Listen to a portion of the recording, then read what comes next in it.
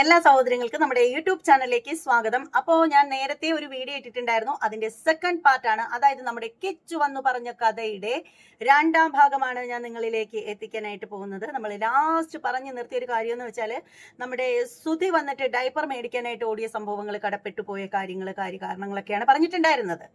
ഇപ്പോൾ അതല്ല പറയാനായിട്ടുള്ളത്. ഈ ശബ്ദം കേട്ടിട്ട് നിങ്ങൾ ആരും തെറ്റിദ്ധരിക്കേണ്ട. ഇവിടെ ചട്ടിയും കലമൊന്നും പിടിച്ചു കുറച്ച് തമ്മിൽ പൊട്ടിച്ച് കളിക്കുന്നതൊന്നുമല്ല. ക്ഷേത്രത്തിൽ നിന്നുള്ള ഘോഷയാത്ര ഇറങ്ങിയിരിക്കുകയാണ്. അപ്പോൾ അതിൻ്റെ ആ ഒരു ചെണ്ടമേളമാണ് നിങ്ങൾ കേൾക്കുന്നത്.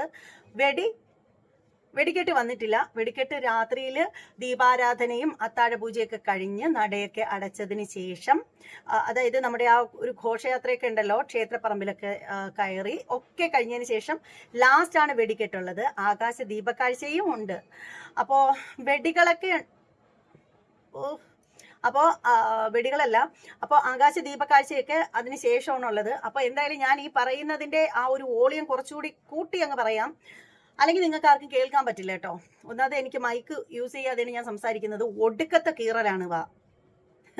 എല്ലാവർക്കും കേൾക്കാൻ വേണ്ടിയിട്ട് ഒടുക്കത്തെ വാ കീറിയാണ് ഞാൻ വീഡിയോ ചെയ്യുന്നത്. എനിക്ക് തോന്നുന്നു ഞാൻ വീഡിയോ ചെയ്യുന്ന എൻ്റെ വീട്ടിൽ വെച്ച് ഞാൻ ഈ ഒരു വീഡിയോ ചെയ്യുന്നത് എനിക്ക് തോന്നുന്നു ഒരു 10 കിലോമീറ്റർ അകലെങ്കിലും കേൾക്കാൻ പറ്റുന്നുണ്ടായിരിക്കും എന്നാണ് എനിക്ക് തോന്നുന്നത്. എന്തായാലും ബാക്കി പറയാം. അങ്ങനെ പിന്നീട് നമ്മുടെ കിച്ചു പറഞ്ഞൊരു കാര്യം എന്ന് വെച്ചാൽ, സുധി മരണപ്പെട്ടു, സുധിയുടെ ബോഡി കാണാനായിട്ട് പോവുകയാണ്. അങ്ങനെ വാഹനത്തിൽ പോകുന്ന സമയത്ത് ശരിക്കും പുള്ളിക്കാരന്റെ മനസ്സാണെങ്കിൽ ഇങ്ങനെ ആകെ ഒരു ഡിപ്രഷന്റെ ആ ഒരു അവസ്ഥയിലിരിക്കുകയാണ്. സ്വാഭാവികമായിട്ടും ആർക്കും സംഭവിക്കാവുന്ന ഒരു കാര്യം. ആകെപ്പാടെ ഈ ഭൂമിയിൽ കിച്ചുവിന് സ്വന്തം എന്ന് പറയാനായിട്ട് ആ ഒരു സമയം വരെ ഉണ്ടായിരുന്നത് ഈ പറയുന്ന സുധി മാത്രമായിരുന്നു. സുധിയുടെ മാതാപിതാക്കളൊക്കെ ഉണ്ടെങ്കിലും, അച്ഛനുണ്ടോ എന്ന് എനിക്കറിയില്ല, എന്നാലും സഹോദരങ്ങളോ അമ്മയൊക്കെ ഉണ്ടെങ്കിലും ഏറ്റവും അധികം ഈ പറയുന്ന കിച്ചു സ്നേഹത്തിൽ കഴിയുന്നതും അച്ഛനുമായിട്ടാണ്. അച്ഛനാണ് കിച്ചുവിന്റെ എല്ലാം. അപ്പോൾ ഈ ഒരു പുള്ളിക്കാരൻ വണ്ടിയിലിരുന്നിട്ട് തന്നെ ചിന്തിക്കുകയാണ്, ഈശ്വര ഇത് വെറും പ്രാങ്ക് ആയിരിക്കണേ, ഒരിക്കലും സത്യമാവരുത് എന്നൊക്കെ പുള്ളിക്കാരൻ ഇങ്ങനെ മനസ്സിൽ ഇങ്ങനെ പറഞ്ഞുകൊണ്ടിരിക്കുകയാണ്. അപ്പോഴാണ് ഈ ഒരു തങ്കപ്പന്റെ മൂത്ത മരുമകൻ എന്ന് പറയുന്ന ഒരു കീടം ഉണ്ട് എന്ന് പറയുന്നു. തങ്കപ്പന്റെ മൂത്ത മരുമകനാണ് കേട്ടോ. അങ്ങനെ അവരിങ്ങനെ പോകുമ്പോഴത്തേക്ക് 5 സ്റ്റാർ ഹോട്ടൽ കാണുകയാണ്. 5 സ്റ്റാർ ഹോസ്പിറ്റൽ അല്ല, ഹോട്ടല്. അപ്പൊ അങ്ങനെ ആ ഒരു ഹോട്ടൽ കാണുമ്പോഴത്തേക്ക് നമ്മുടെ തങ്കപ്പനൊരു മോഹം, അതായത് പുള്ളിക്കാരന്റെ ഹൃദയത്തിൽ ഒരു ലഡു അങ്ങോട്ട് പൊട്ടുകയാണ്. എന്തായാലും മരിച്ചു കിടക്കുകയാണ്. അപ്പോൾ ബോഡി കാണാനായിട്ട് പോവുകയാണ്, ബോഡി കൊണ്ടുവരാനായിട്ട് പോവുകയാണ്. അപ്പോൾ ആ ഒരു ബോഡിയൊക്കെ കൊണ്ടുവന്ന് കഴിഞ്ഞാൽ പിന്നീട് നമ്മൾ കൊണ്ടുവന്ന് അത് അടക്കം ചെയ്യുന്നത് വരെ എന്തായാലും പച്ചവെള്ളം കുടിക്കാനായിട്ട് പറ്റൂല. അപ്പോൾ എന്തായാലും അതുവരെ പിടിച്ചു നിൽക്കണം എന്നുണ്ടെങ്കിൽ എന്ത് ചെയ്യുന്നു, വയറ്റിൽ നല്ല കട്ടിക്ക് എന്തെങ്കിലുമൊക്കെ വേണം. അപ്പോൾ എന്ത് ചെയ്യാം, ആ ഒരു 5 സ്റ്റാർ ഹോട്ടലിൽ കയറി നല്ല വൃത്തിക്ക് നല്ല കട്ടിക്ക് എന്തെങ്കിലുമൊക്കെ അടിച്ച് കയറ്റിട്ട് പോവാന്ന് പറഞ്ഞിട്ട് തങ്കപ്പ മരുമോനെയും കൊണ്ട് നേരെ പോവുകയാണ്. ആ ഒരു 5 സ്റ്റാർ ഹോട്ടലിലേക്ക് പോവുകയാണ്. ചിക്കനും മട്ടനും കോഴിക്കാലും എല്ലാം കൂടി കടിച്ച് പറിച്ച് തിന്നുകയാണ്. തിന്നോ എന്തോ അതൊന്നും എനിക്ക് അറിഞ്ഞൂടെ, അതൊക്കെ ഞാൻ എൻ്റെ ഭാവനയിൽ പറയുന്നതാണ് കേട്ടോ, ഒന്ന് കൊഴുപ്പിക്കാനായിട്ട്. അപ്പോൾ അങ്ങനെ എന്തൊക്കെയോ തിന്നു. അപ്പോൾ ആ ഒരു സമയത്ത് കിച്ചുവിനെ വിളിക്കുകയാണ്, നീ വാടകളെ നമുക്കൊക്കെ പോയി നല്ല വൃത്തിയായിട്ട് കോഴിക്കാലൊക്കെ കടിച്ചു പറിച്ച് തിന്നാം എന്നുള്ളൊരു രീതിയിൽ ഞാൻ പറയുന്നതാണ് കേട്ടോ. ഞാൻ ചിലപ്പോൾ കള്ളമൊക്കെ പറഞ്ഞു തന്നിരിക്കും, നിങ്ങളാരും അത് വിശ്വസിക്കില്ല കേട്ടോ. കള്ളം പറയുന്നുള്ള കാര്യമാണ് വിശ്വസിക്കരുതെന്ന് പറയുന്നത്. അപ്പോൾ അങ്ങനെ പോവുകയാണ്.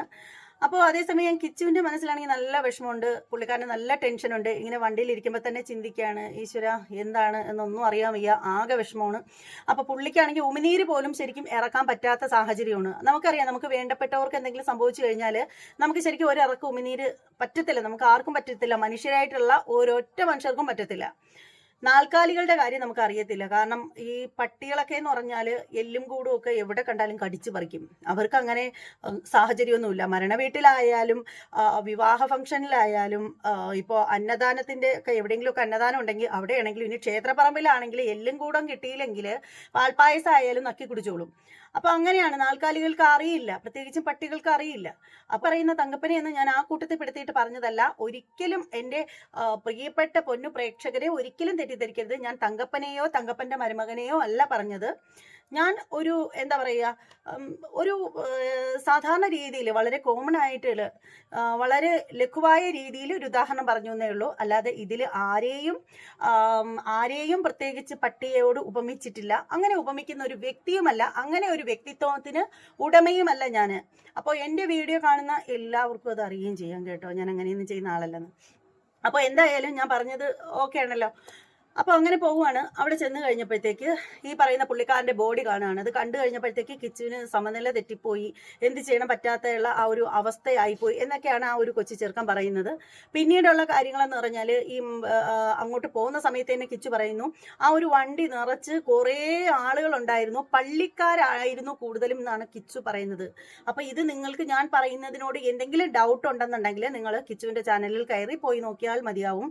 അപ്പോൾ അതിനകത്ത് പറയുന്ന പള്ളിക്കാരായിരുന്നു കൂടുതലായിട്ടുണ്ടായിരുന്ന ആളുകൾ. അവർ പറയുന്നതെന്ന് പറഞ്ഞാൽ ഈ പറയുന്ന സുധിയുടെ ബോഡി പള്ളിയിൽ കൊണ്ടുപോയി അടക്കം ചെയ്യണം എന്നായിരുന്നു. അതെന്തുകൊണ്ടാണെന്ന് എനിക്ക് മനസ്സിലാവുന്നില്ല. ഇനി ഈ സുധി എന്ന് പറയുന്ന വ്യക്തി ഞാൻ മനസ്സിലാക്കിയെടുത്തോളം നമ്മുടെ ഹിന്ദു ഈഴവ സമുദായത്തിൽപ്പെട്ടയാണെന്നാണ് ഞാൻ മനസ്സിലാക്കുന്നത്.